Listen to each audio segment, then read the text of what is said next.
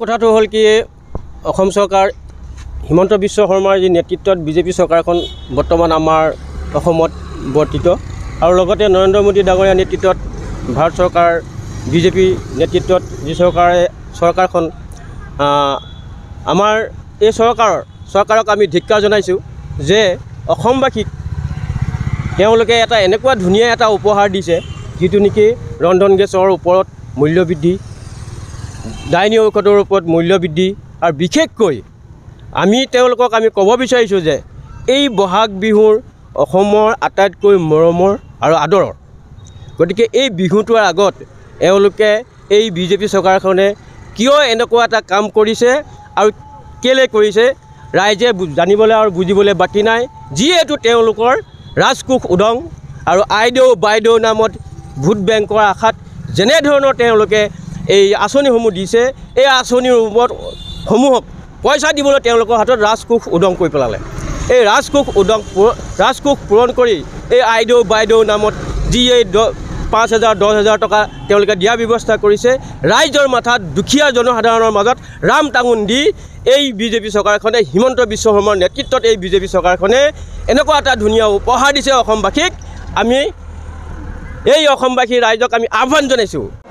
অসমত হিমন্ত বিশ্ব শৰ্মা চৰকাৰ আৰু কেন্দ্ৰত নৰেন্দ্ৰ মোদী চৰকাৰ থকাৰ দিনত যোৱাকালি এটি ঘোষণা যিহেতু আপোনালোকে সকলোৱে অসমীয়া ৰাইজে জ্ঞাত বা গম পাইছে, যিহেতু ৰন্ধন গেছৰ মূল্য বৃদ্ধি 50 টকাকৈ আকৌ বৃদ্ধি পাইছে।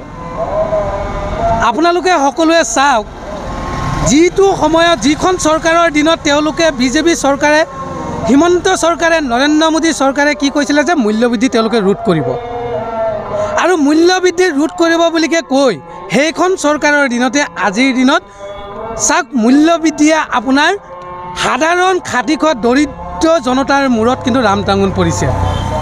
আজি তাৰিখত আপুনি চাওক, প্ৰতিটো বস্তুৱে মূল্যবৃদ্ধি, তেওঁলোকে কোনো মূল্যবৃদ্ধি হ্ৰাস কৰিব পৰা নাই। আমি হিমন্ত চৰকাৰখনক ক'বলৈ বিচাৰিছোঁ, কৃষক মুক্তি সংগ্ৰাম সমিতি লখিমপুৰ জিলাৰ পৰা ক'বলৈ বিচাৰিছোঁ, যিহেতু আপোনালোকে মূল্যবৃদ্ধি ৰোধ কৰাৰ কথা কৈছিলে আৰু আপোনালোকে উন্নয়নৰ কথা কয় আৰু যিখন চৰকাৰে উন্নয়নৰ কথা কয় আৰু তেওঁলোকৰ দিনতে চাওক আজিৰ দিনত প্ৰত্যেক দিনে প্ৰতিটো বস্তুৰ ওপৰত জনতাৰ ওপৰত ৰাম টাঙোন। অলপ দিন আগতে চাওক 900 বিধ ডাইনী ঔষধৰ মূল্য বৃদ্ধি কৰিছে আৰু তাৰপিছত যিটো গেছ চিলিণ্ডাৰৰ দাম 400 টকাৰ আছিলে আৰু সেই গেছ চিলিণ্ডাৰৰ দাম গৈ পিনি আজি 1150 টকালৈকে হৈ গৈছে। আপোনালোকে সকলোৱে জানে যে চাওক বাপুতি সাহোন ৰঙালী বিহুটি আগলৈ বেছি দিন নাই, আহি পাইছে।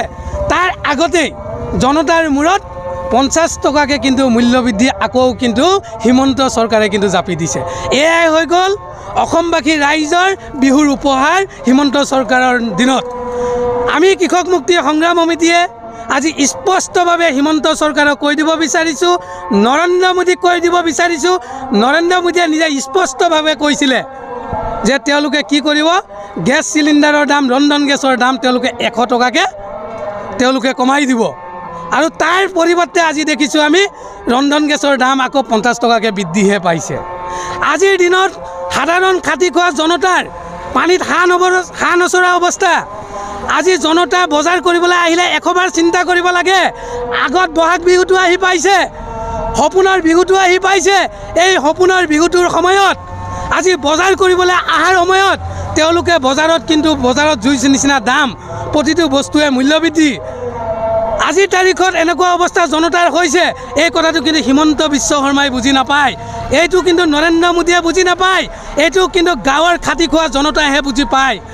আজিৰ দিনত অসমৰ অৱস্থা কি হৈছে, আজিৰ দিনত হিমন্ত চৰকাৰৰ খালি কেৱল আঁচনি।